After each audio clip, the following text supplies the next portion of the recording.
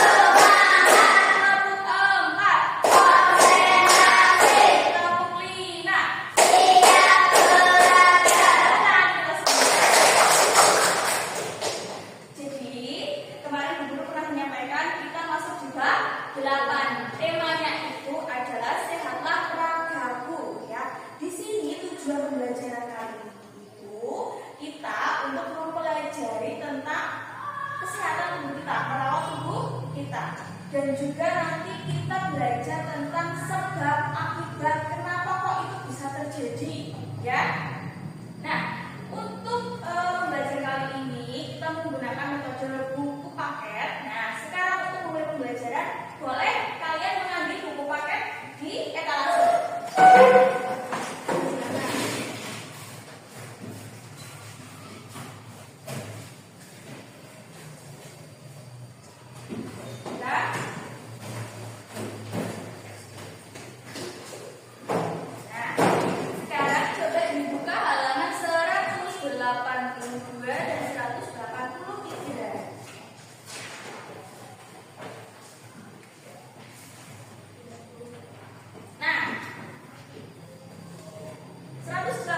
Dulu ya.